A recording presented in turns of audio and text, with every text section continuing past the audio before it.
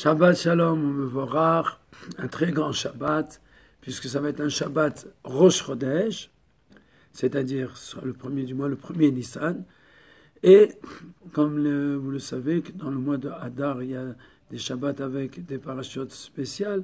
Donc ce sera Shabbat HaChodesh, c'est-à-dire HaChodesh, c'est le Shabbat où on annonce au peuple d'Israël, on rappelle que Pessah arrive, et la première mitzvah que Dieu a donnée au peuple d'Israël par l'intermédiaire de Moshe Rabbeinu, celle du Kiddush HaChodesh, de sanctifier la nouvelle lune et le nouveau mois.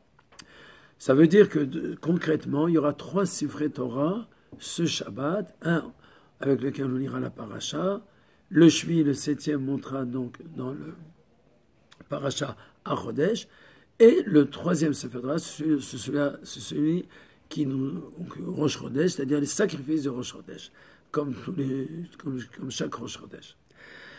Donc ça veut dire que c'est un Shabbat avec une force spéciale, et ça nous annonce que bientôt, dans 2 semaines, ce sera Pessah, et qui tombera d'ailleurs lui-même Shabbat.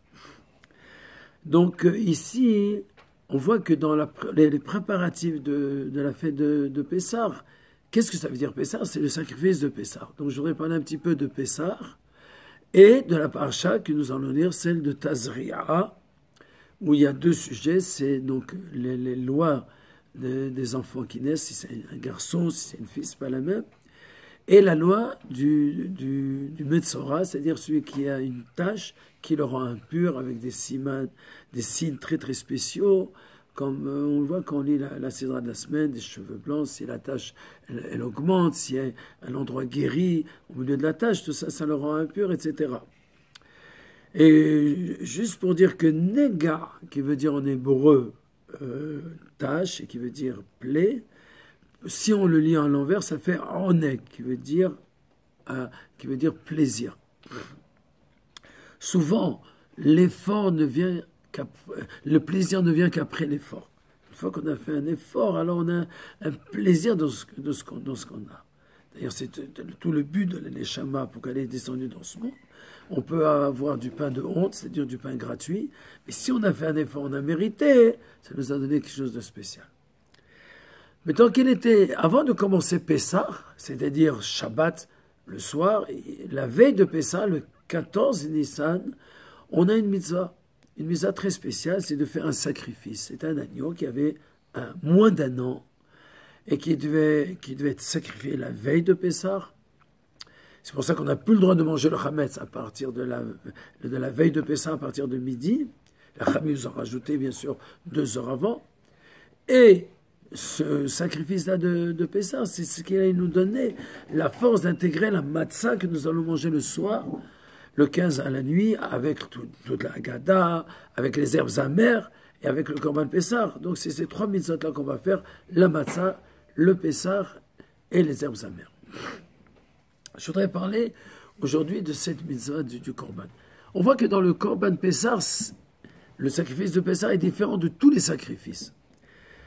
Tous les sacrifices, il y a une mitzvah d'amener, par exemple quelqu'un qui a fait un voyage, doit amener un Korban Toda, pour remercier Dieu. Donc la Torah lui donne une mitzvah d'amener un sacrifice Toda, qui veut dire un Korban, un sacrifice de remerciement. Et Korban Pessah, la Torah nous demande de l'amener, et la Torah le partage en 2 mitzvot. La shrita du Korban Pessah, ça c'est la première étape, la première mitzvah. Et la deuxième mitzvah, c'est de le manger. Que dans tous les autres sacrifices, c'est une seule mitzvah. Donc quand est-ce qu'on lui fait on lui fait la shrita, c'est l'abattage rituel, c'est l'après-midi, et quand est-ce qu'on le mange, c'est le soir. Pourquoi la Torah en a fait 2 mitzvot? 2 commandements différents. Autre chose qui diffère le Korban Pessah de tous les autres sacrifices, c'est que quand le sacrifice est passé, le temps est passé, il n'y a plus de sacrifice. Batel Korbano. Le temps, il a été passé, le sacrifice ne peut plus se réaliser. Mais nous voyons dans la Torah que quand Dieu il a demandé de faire le premier Pessah, donc c'était en l'an 2449, c'était le premier Pessah que les Juifs ont fait dans le désert, ceux qui étaient impurs, en l'occurrence ceux qui avaient porté le cercueil de Yosef Hatzadik, ont été voir Moshe Rabbeinu, ils disent, la manigara, pourquoi nous on va pas faire le sacrifice de Pessah? Ah, ils étaient occupés dans une mitzvah. Et la Torah nous dit que Dieu il a donné une deuxième occasion de faire le Korban Pessah un mois après, le mois de Iyar. Ce qu'on ne trouve pas du tout dans aucun sacrifice, qu'on puisse avoir la possibilité de refaire ce sacrifice-là. Alors en réalité, pour répondre à tout ça, on va s'approfondir dans qu'est-ce que ça voulait dire le sacrifice de Pessah. Il faut bien comprendre qu'à cette époque-là, en l'an 2448, quand nos pères sont sortis d'Égypte, il y avait une idole qui s'appelait l'agneau. Et c'était l'idole de l'Égypte, et tout le monde vivait avec cette idole-là.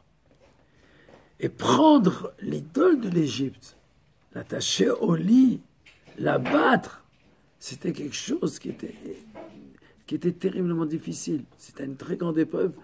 Et Akadosh Baruch Hu remercie le peuple d'Israël d'avoir été au-dessus de cette épreuve-là.